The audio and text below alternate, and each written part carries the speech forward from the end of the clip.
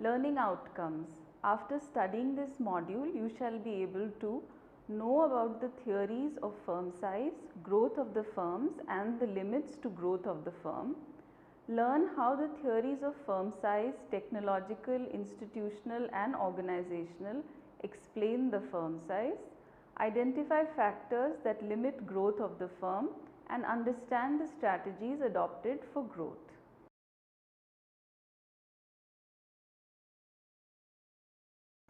Introduction.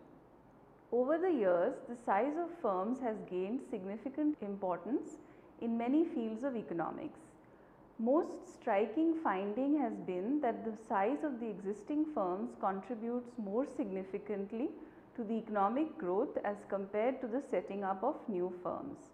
Rajan and Zingalis 1998 found that in a sample of 43 countries during the 1980s, 2/3 of the growth in industries was contributed by the growth in the size of existing establishments and only the remaining 1/3 from the creation of new ones. The size of the firms has often been used as one of the major determinants for financial decisions, managerial compensation and rate of returns. The boundaries of the firms are changing rapidly. Thus, understanding the theories related to the size of firms becomes necessary to have an idea of growth. The subsequent section deals with the major models that explain the size of firms, growth of firms and the factors that limit the growth of the firm.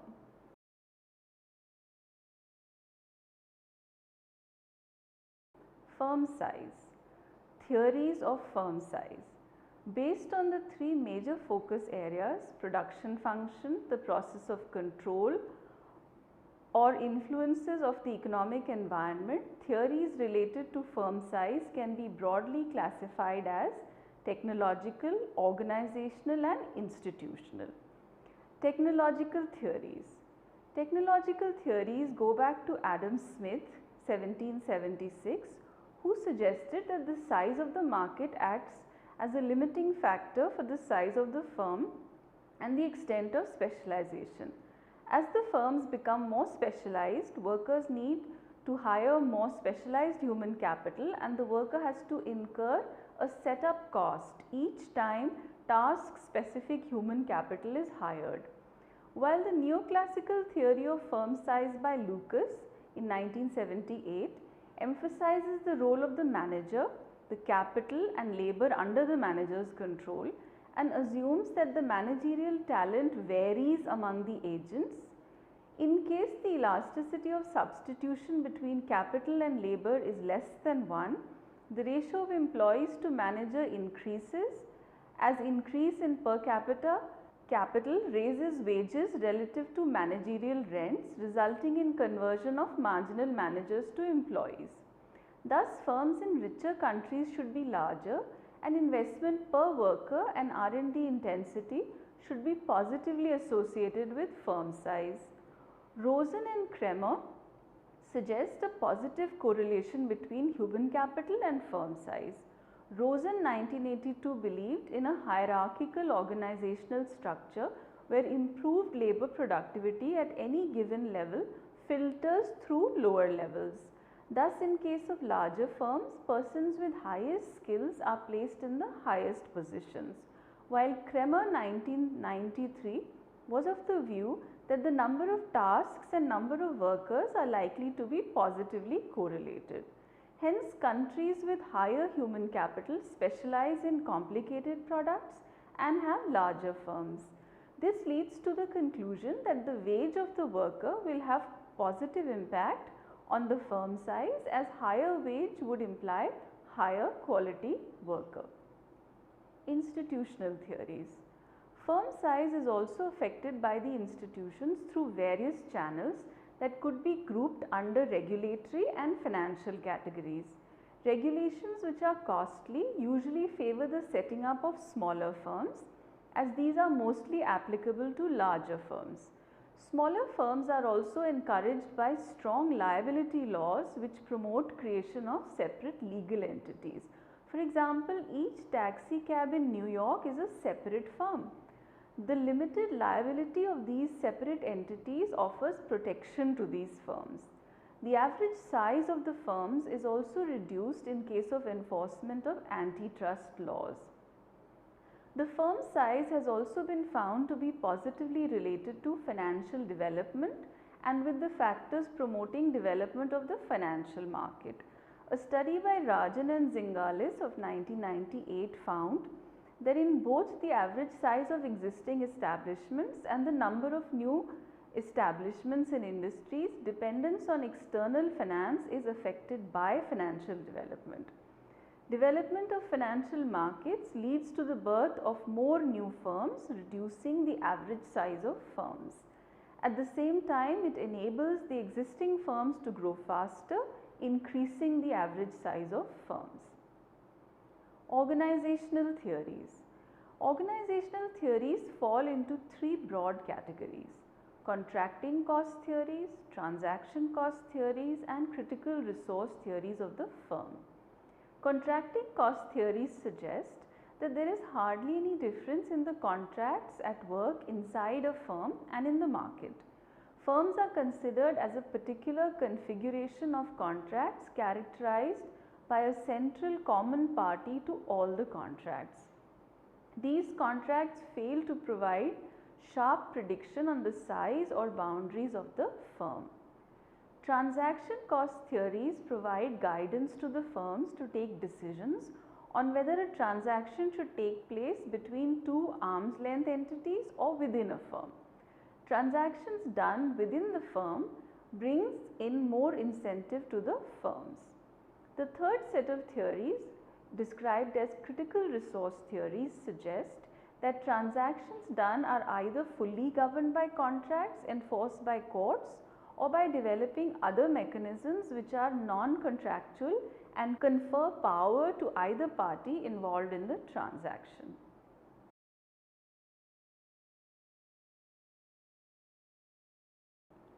Growth of the firm. The need for growth. Growth of the firm has been considered as one of the most important corporate objectives because it is common belief that increasing output would result in raising total profits of the firm. This would increase the efficiency of the firm through economies of scale, scope, and learning. Growth of the firm is essential for the firms as it increases the market share and market power, enabling the firms to charge higher prices. As the firm grows, the unit management cost decreases as the governance is more or less indivisible irrespective of the firm size. Acquisitions of key suppliers and sales outlets done while the firm grows results in reduced transaction cost. The larger the firm size, the lesser the risk and uncertainty involved. Larger firms are more capable of diversifying into new products. This shields the firms from problems faced by the falling demand of key markets. Growth in firms also increases the marginal security of the firms from unwanted takeover bids. Growth models. The major growth models which have been used to explain the growth of firms are the simple growth model, Baumol's, Penrose, and the Maris growth model. All of these models suggest that growth is the main objective of the firm. These theories are more concerned about maximizing growth rate of the firm than maximizing the profit. The Penrosian model is more focused on the internal operation of the firm, while Baumol's model explains growth through the desire to maximize the rate of growth of sales. Maris's model determines the growth rate by combining the conflicting objectives of the manager and owners and the rate of stock market growth. Maris's model of firm growth has been dealt with in a separate module. The simple growth module. Growth of the firms is mainly concerned with growth of revenue, growth of costs, and growth of profits. To determine the potential future earnings of the firms, the present value of each stream is used for comparison. Based on Baumol 1962, it can be assumed that the growth rate achieved, input and output prices are fixed for a firm. Consequences of the growth of revenue are as follows. Let R be the initial rate of revenue of the firm, G be the growth rate and I the cost of capital. Now, if we were to determine the revenue of the firm's T time periods ahead, revenues earned during the period 0 to T is considered. To convert the revenue stream to present values, the annual revenue sums are discounted at the cost of capital of the firm. The discounted present value of revenue, the PVR, would then be, or the net present value of the costs, PVC, is calculated in a similar way as the net value of profit is determined by calculating the difference between the present value of revenue and the present value of costs. Both the rate of growth of revenue and costs is very crucial in determining the profit. If the rates of growth of revenue and costs are the same, then the net present value of profits will be positive as long as initial revenue exceeds initial costs. In case the rate of growth of cost is greater than revenue, then with the increase in the rate of costs, then the net present value of the profit will start to decline, restraining the optimum growth rate of the firm. Baumol's growth model. Baumol's growth model assumes that the main objective of the firm is to maximize the rate of growth of sales revenue in the long run. The model further assumes that growth of sales is financed by profit, which is dependent on the growth of sales revenue and costs. As the model assumes that profit is used to finance growth, so higher the share of profit retained, the higher will be the rate of growth of sales revenue. Thus, the rate of growth of sales G is a function of profits pi and current sales RT, or G is a function of pi RT. While profit is a function of current sales, rate of growth of sales, capital cost and other costs. In figure 1, the rate of growth is measured on the vertical axis and sales revenue on the horizontal axis. For the initial level of sales revenue, the growth function is a mirror image of the profit function. The highest rate of growth, GM, is reached where profits are maximized at sales level RM. Figure 1, Baumol's dynamic sales maximization model. Beyond this point, the profit falls and consequently achievable growth rates also falls. Present value of sales is represented by iso-present value curves PV in figure 1. The slope is downward from left to right, depicting the combination of revenue and growth that give the same present values of sales given the discount rate. The figure represents the trade-off between growth and revenue. The firm will always make an effort to be at the highest point E, with GE and RE being the level of growth and sales revenue that maximizes the present value of future sales revenue. The endogenous growth theory of the firm, Penrose Model. Penrose in 1959 proposed that key determinants of the growth of the firm were internal processes that increase the capacity of production. This model emphasizes the change within the firm and hence it is known as an endogenous growth model. According to this model, firms consist of resources. The growth and the ability to change these resources enables firms to continually increase productive capacity. These resources can be tangible and intangible. Tangible resources include physical assets such as plant, equipment and physical labor, while intangible includes skills and knowledge about productive and managerial processes. These resources facilitate a supply of heterogeneous range of services to the managers to be used in different activities of the firms. Both the tangible and intangible resources are strongly interlinked with each other. The output for a given unit of tangible resource not just depends on the production function, but also on the intangible resources associated with inputs. Intangible resources like knowledge enable the productive capacity to increase over time. Firms can easily acquire tangible assets as these can be purchased in the market, such as more machines or workers can be hired at a price. But intangible knowledge and skills cannot be easily purchased as they reside within human capital and are acquired through training and experience within the firm and may be put to use only within its specific structure. For example, managers are skilled according to the functioning of the firm and will plan and coordinate the functioning of the firm using firm specific structures and routines.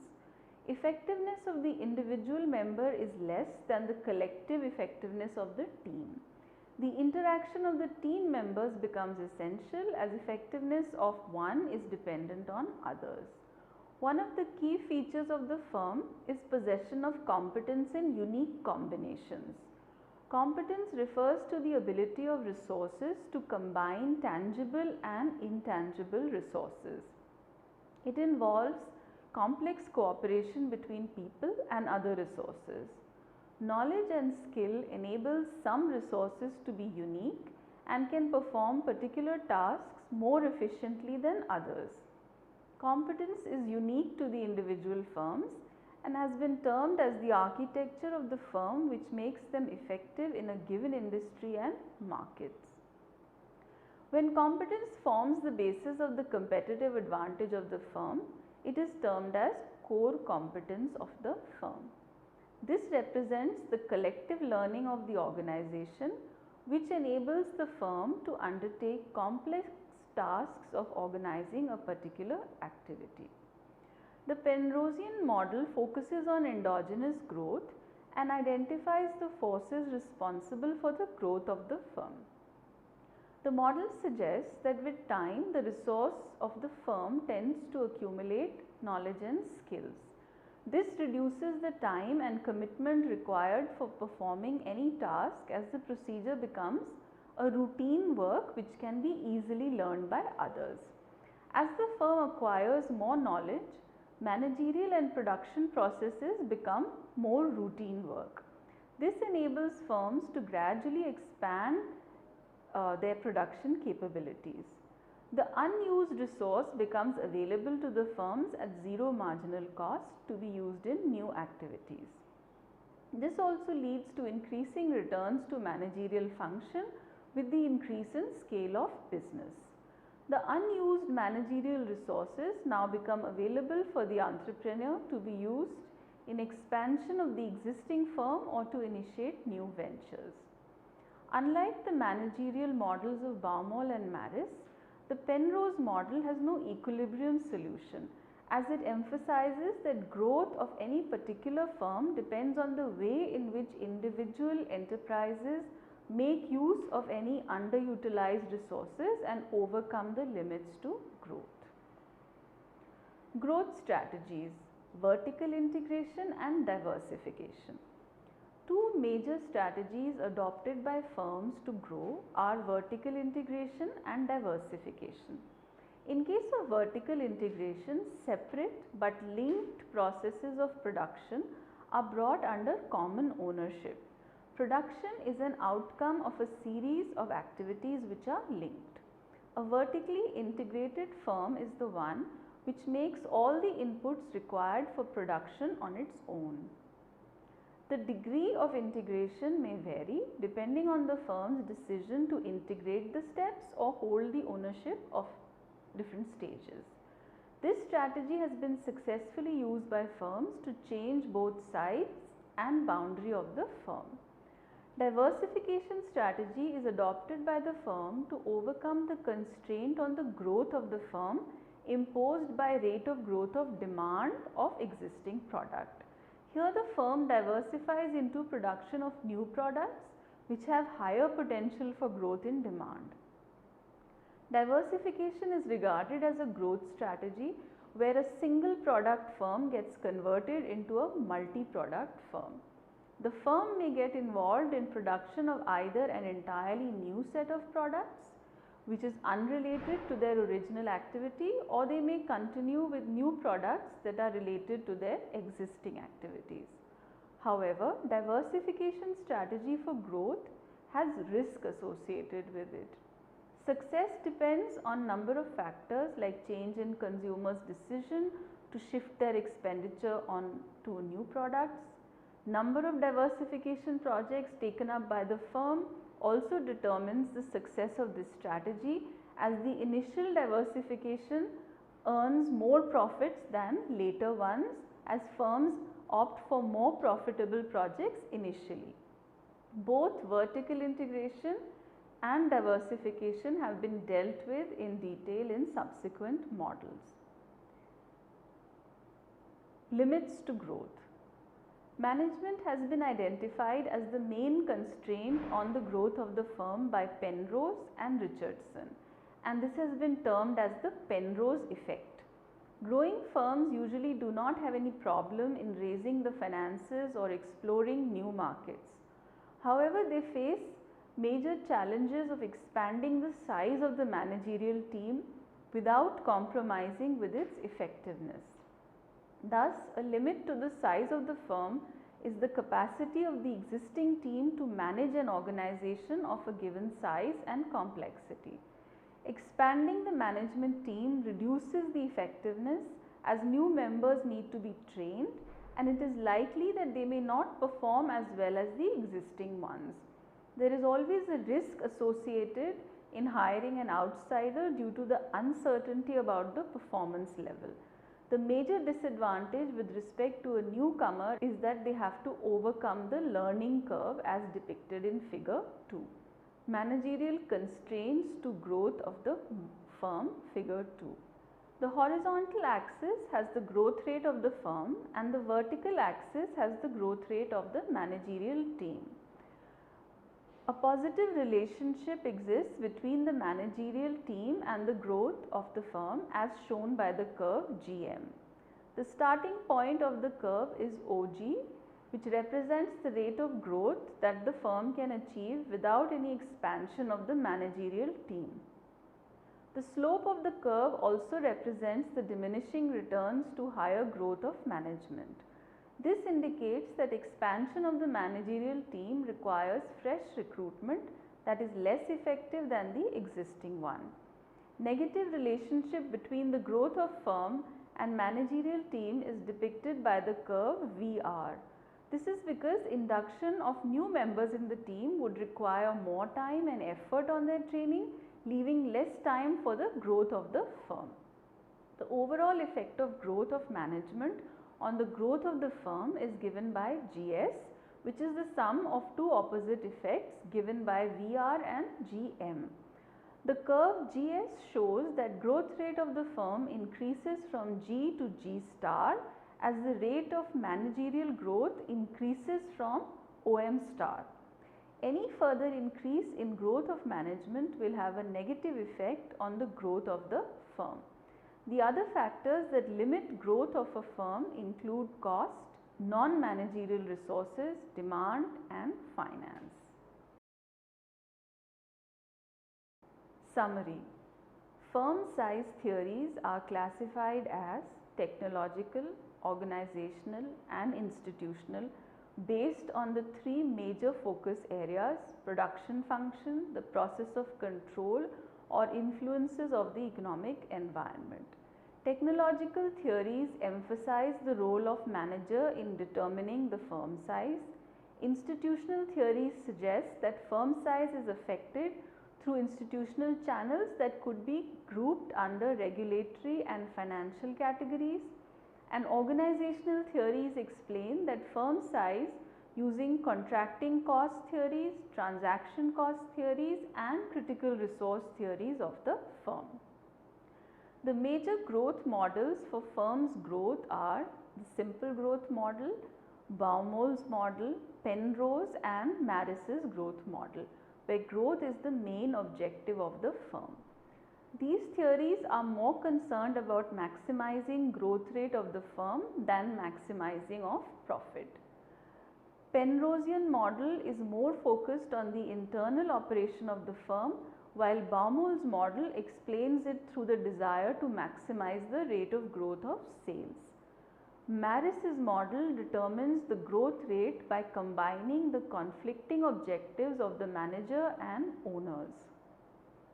The factors limiting the growth of the firm include management, cost, non-managerial resources, demand, finance and other opportunities.